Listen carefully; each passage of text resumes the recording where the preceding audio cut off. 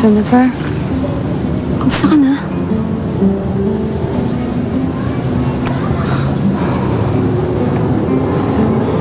Malamig na doon, Jennifer. Tahimik na sa inyo. Wala nga daw nakitang ebidensya sa bahay niyo eh. Tsaka, sinabi ni Kapitan, hindi na daw sila magsasampa ng kaso. Hinahanap ka na ng nanay mo. Kumusta na si nanay? Pinagdarasal ka niya lagi. Gabi-gabi yun.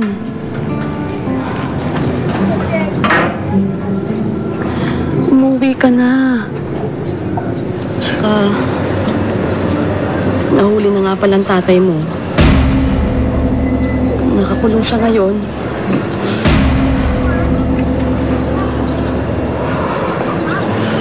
Tama lang sa kanya yun.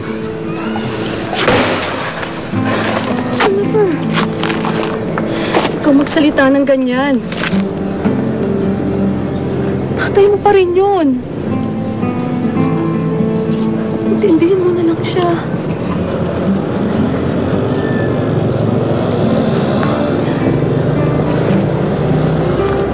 Yan.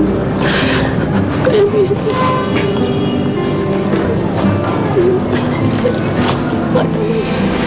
Kinailangan namin ibenta ang lahat ng gamit sa bahay para mapiyansaan si nanay.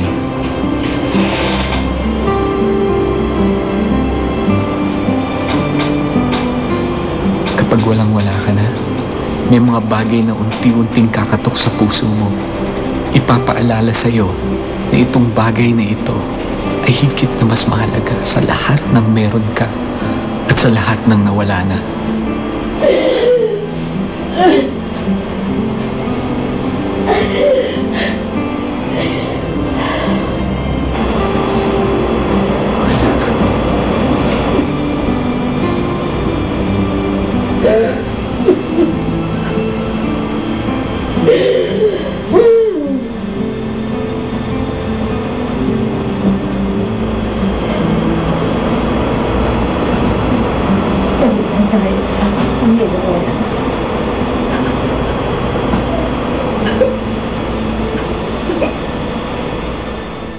Unti-unti kong pinupulot ang mga pira-piraso ng nawasak sa aking buhay.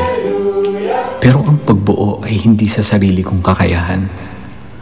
Ang Diyos lang ang may kayang maghilom sa mga sugat sa aking puso. Sinubukan kong balikan mga taong dati nang tumanggap sa akin. Wala akong ibang dala, kundi ang aking sarili. Uy, Jonabel! Jonabel! Kumusta na po kayo? Tagal ka na namin hinihintay bumalik. Miss na namin ang boses mo. Nahihiya po ako eh. Bakit? Napakarami ko na pong nagawang kasalanan eh. Hindi na mahalaga ang mga ginawa mo nung araw. Ang mahalaga yan ngayon na nandito ka. Namiss ko kayo. Kahit anong ipagawa sa akin ay tinanggap ko. Para sa akin lahat yun ay tanda ng pagmamahal ng Diyos sa akin. Ang bawat dumarating ay buong puso kong pinagpapasalamatan. Nag-umpisa muli ako sa ilalim at ang sarap ng pakiramdam ng unti-unti at dahan-dahan kang inaangat muli. Excuse me? Yes po? Parang kilala kita. Di ba ikaw si Jonathan Luklukan? Opo, ako nga po.